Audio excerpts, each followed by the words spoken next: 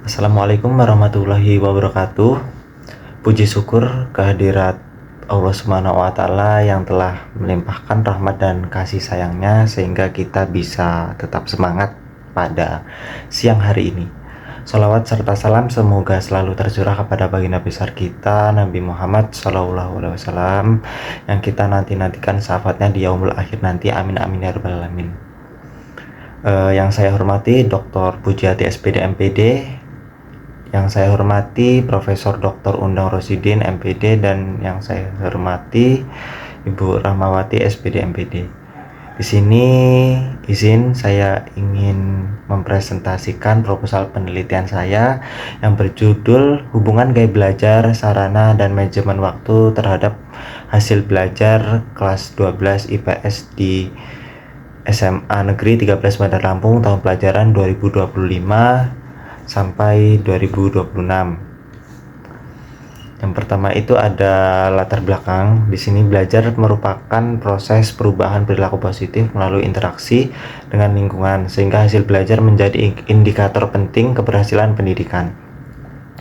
Di SMA Negeri 13 Bandar Lampung, khususnya kelas 12 IPS, masih ditemukan variasi nilai dan ketidaktercapaian KKM, sehingga perlu dikaji faktor-faktor yang memengaruhinya. 3 faktor yang diduga berperan besar adalah gaya belajar, sarana pembelajaran, dan manajemen waktu, karena ketiganya memengaruhi cara siswa memahami materi, memanfaatkan fasilitas, dan mengatur aktivitas belajarnya.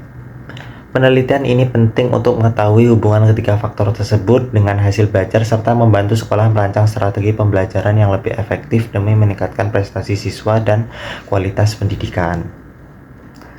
Selanjutnya ada rumusan masalah. Yang pertama itu, apakah terdapat hubungan antara gaya belajar siswa dengan hasil belajar siswa kelas 12 IPS di SMA Negeri 13 Bandar Lampung tahun pelajaran 2025 sampai 2026. Yang kedua, apakah terdapat hubungan antara sarana pembelajaran yang tersedia dengan hasil belajar siswa kelas 12 IPS di SMA Negeri 13 Bandar Lampung tahun 2025-2026. Yang ketiga, apakah terdapat hubungan antara manajemen waktu siswa dengan hasil belajar siswa kelas 12 IPS di SMA N13 Bandar Lampung tahun pelajaran 2025-2026. Yang keempat, bagaimana pengaruh kombinasi gaya belajar, sarana pembelajaran, dan manajemen waktu terhadap hasil belajar siswa kelas 12 IPS di SMA Negeri 13 Bandar Lampung tahun 2025-2026. Untuk tujuan penelitiannya sendiri, yang pertama untuk mengetahui hubungan antara gaya belajar dengan hasil belajar siswa kelas 12 IPS di SMA Negeri 13 Bandar Lampung.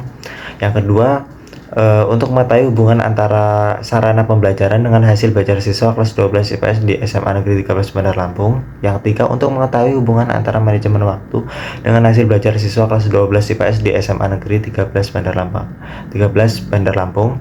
Yang keempat, untuk mengetahui hubungan gaya belajar, sarana pembelajaran, dan manajemen waktu terhadap hasil belajar siswa kelas 12 IPS di SMA Negeri 13 Bandar Lampung tahun pelajaran 2025-2026.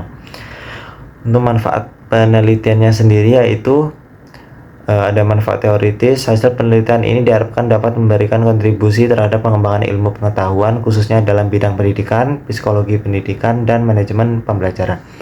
Yang kedua, untuk manfaat praktisnya sendiri, penelitian ini bermanfaat bagi siswa untuk memahami pentingnya gaya belajar, sarana, dan manajemen waktu bagi guru sebagai masukan dalam menyesuaikan pembelajaran, dan membina siswa bagi sekolah sebagai evaluasi penyediaan sarana dan pengembangan program pembelajaran, serta bagi peneliti lain sebagai acuan untuk penilaian penelitian selanjutnya. Untuk metode penelitiannya sendiri, yang pertama jenis penelitian untuk ini kuantitatif, yang kedua untuk objek penelitiannya, untuk populasinya itu ada 105 orang siswa kelas 12 IPS 1, 2, dan 3. Untuk sampelnya sendiri kita mengambil sampel 83 orang siswa kelas 12 IPS 1 dan 2. Untuk teknik pengambilan data itu ada metode kuesioner, observasi, dan dokumentasi. Terus untuk lokasi penelitiannya itu di SMA N13 Bandar Lampung. Untuk bab 2, landasan teorinya yaitu ada gaya belajar. Gaya belajar dapat memengaruhi hasil belajar sebagaimana dibuktikan beberapa penelitian. Meskipun pengaruhnya tidak selalu konsisten dan bergantung pada konteks serta karakteristik siswa. Karena itu, gaya belajar bukan satunya-satunya faktor penentu, melainkan berinteraksi dengan variabel lain seperti metode pembelajaran, sarana, motivasi, dan manajemen waktu. Dengan demikian, penelitian mengenai pengaruh gaya belajar terhadap hasil belajar siswa kelas 12 IPS SMA N13 Bandar Lampung tetap relevan sebagai bagian dari analisis faktor-faktor yang memengaruhi prestasi belajar. Selanjutnya itu ada sarana belajar seperti ruang kelas, media pembelajaran, dan fasilitas pendukung lainnya merupakan bagian penting dari input pendidikan yang memengaruhi kelancaran proses belajar dan hasil belajar siswa. Penelitian menunjukkan bahwa kualitas dan kelengkapan sarana belajar berpengaruh signifikan terhadap efektivitas pembelajaran serta mampu mendukung berbagai gaya belajar. Oleh karena itu, sarana belajar memiliki peran penting dalam meningkatkan prestasi siswa dan relevan untuk dianalisis sebagai variabel dalam penelitian ini. Selanjutnya ada manajemen waktu. Manajemen waktu adalah kemampuan siswa mengatur dan menggunakan waktu secara efektif untuk belajar, istirahat, dan aktivitas lain, yang berdampak pada kedisiplinan, konsistensi, dan prestasi belajar. Penelitian menunjukkan bahwa siswa yang mampu mengelola waktu dengan baik cenderung memiliki hasil belajar lebih optimal, karena manajemen waktu tidak hanya soal jadwal, tapi juga keterampilan regulasi diri yang mendukung fokus dan pengendalian aktivitas akademik.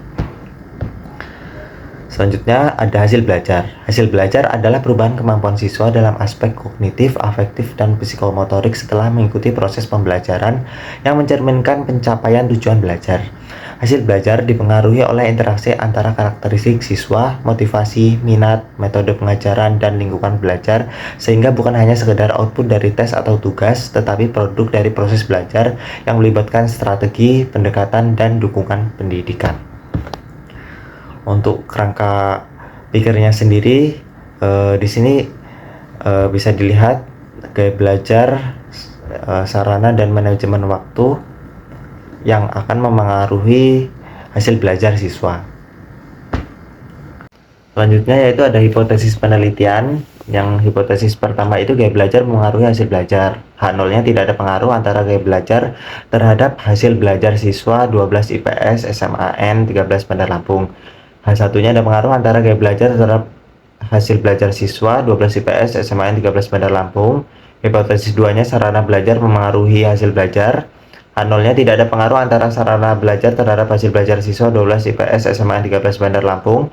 H1-nya ada pengaruh antara sarana belajar terhadap hasil belajar siswa 12 IPS SMA 13 Bandar Lampung. Hipotesis 3-nya manajemen waktu memengaruhi hasil belajar. H0-nya tidak ada pengaruh antara manajemen waktu terhadap hasil belajar siswa 12 IPS SMA 13 Bandar Lampung. H1-nya ada pengaruh antara manajemen waktu terhadap hasil belajar siswa 12 IPS SMA 13 Bandar Lampung. Hipotesis 4-nya, gaya belajar, sarana, dan manajemen waktu memengaruhi hasil belajar. H0-nya tidak ada pengaruh secara bersama-sama antara gaya belajar, sarana belajar, dan manajemen waktu terhadap hasil belajar siswa 12 IPS SMA 13 Bandar Lampung. H1-nya ada pengaruh secara bersama-sama antara gaya belajar, sarana belajar, dan manajemen waktu terhadap hasil belajar siswa 12 IPS SMA 13 Bandar Lampung.